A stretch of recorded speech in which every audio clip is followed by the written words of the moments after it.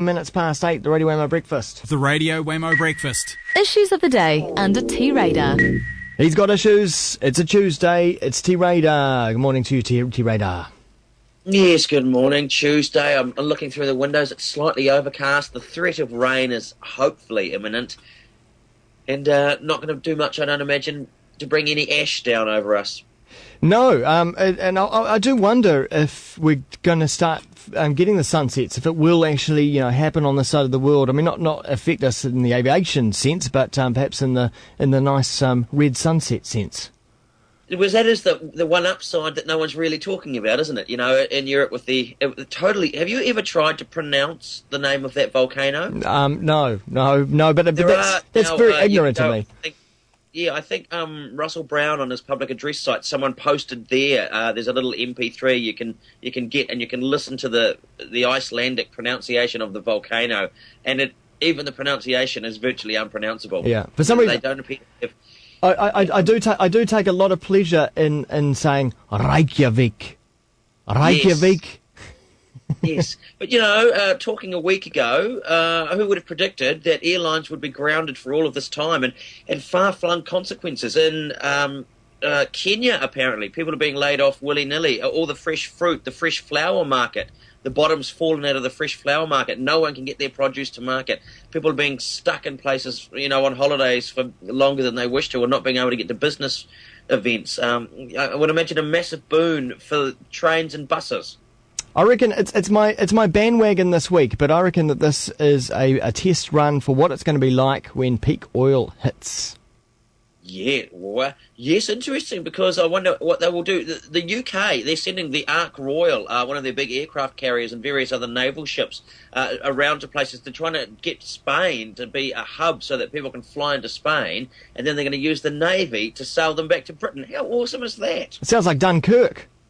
It does, and there were people saying, if they were bringing people, say to the beaches in Dunkirk to evacuate them. I saw someone comment on a blog yesterday. Would there be streams of abandoned Louis Vuitton luggage and bits and pieces left all along the roads to Dunkirk as people evacuated themselves back to the UK? But just absolutely astounding. I'm very, very glad that I personally am not going over there at this point in time. Although I would like to be there to see some of those beautiful sunsets. Yeah, I'm hoping that it's going to clear up by the time the World Cup happens. Not for the fact that all these visitors are going to come to New Zealand, but because I'm planning on leaving New Zealand and perhaps going to that part of the world. Yeah. Well, you'll know exactly how long you've got, because apparently they're announcing a whole lot more funding from Auckland City's Arts, Culture and Recreation Committee today, 165,000, of which 120,000 is going to be spent on a countdown clock on the waterfront to remind us just how long there is.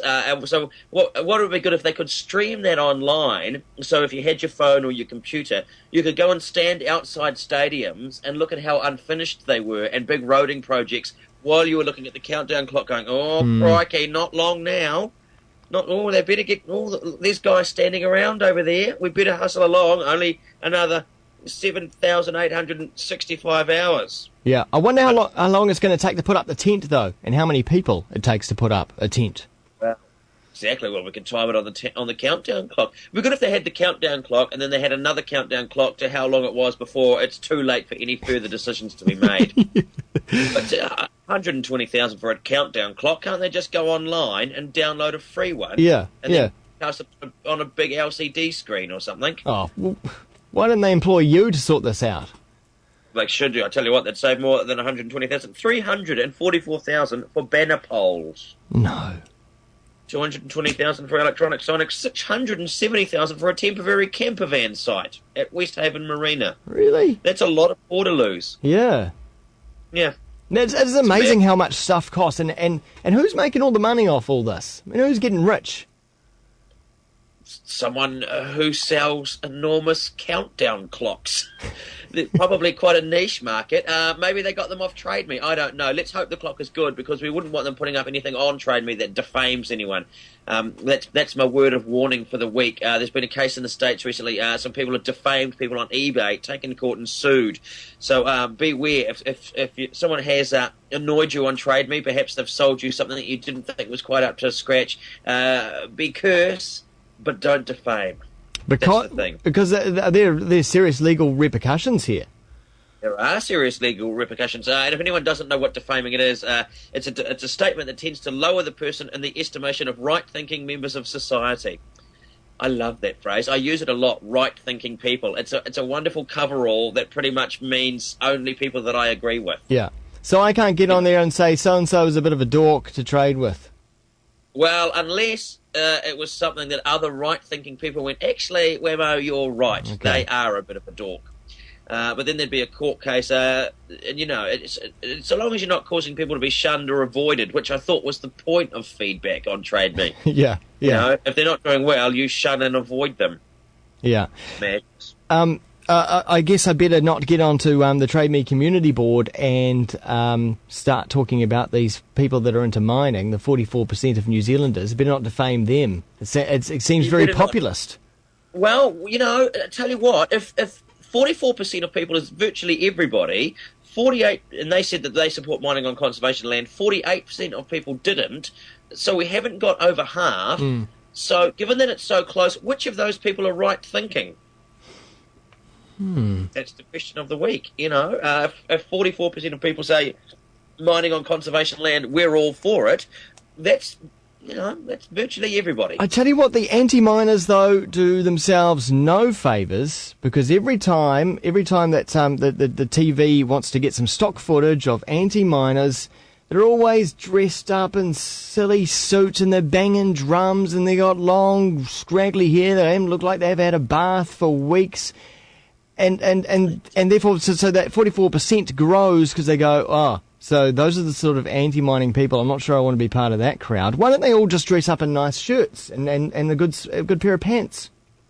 Perhaps a tie, and to get out there and actually say, look, this is affecting us in this way. Yes, I guess, because I guess those people are probably engaged in I don't know, earning a living of some kind. And I don't mean that in a disparaging way to the anti-mining people, but generally, they are people who do have a little bit more time on their hands to go and do this. Because if you've got an actual job that you have to go to all the time, it's quite hard to say, excuse me, can I have several weeks off to go and protest at something? Employers, on the whole, tend to frown at that kind of thing.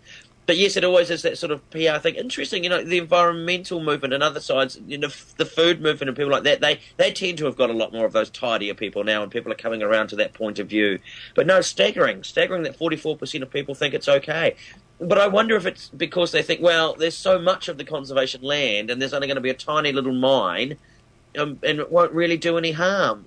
They may not think of the downstream ramifications of that. Well, what was the latest stat? I mean, it wasn't a postcard on Eden Park. It was actually something a little bit bigger. Some scientists had worked it out correctly. Jerry Brownlee got it wrong. No surprises there. Yes, that unsurprisingly, Jerry Brownlee seems to have got quite a lot of this wrong. And in fact, when they were talking about this a couple of weeks ago, didn't he actually say, yes, I sort of just made that figure up? Yeah. Or, and people went, oh, well, fair enough. And yet still, no one seems to be sick of it. Nationals, is it 20 or 30% higher than Labour in the polls? Phil Goff is on 8 as preferred Prime Minister.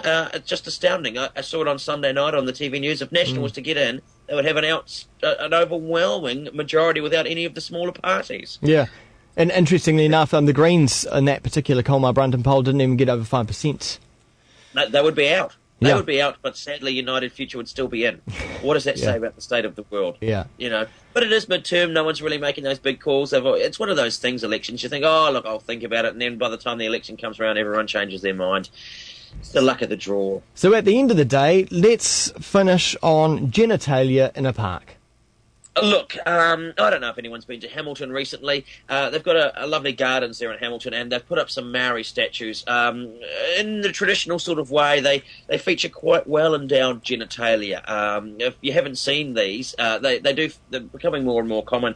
A man went there with his children. He found them utterly offensive. He's complained. I loved his statement. He said, look, these are paid for by ratepayers' money, and there were 5 Muslim women here. What would they have thought of it? And I thought, well, he said, how do I explain it to my children? And you go, well, that's what it's all about, and you explain it.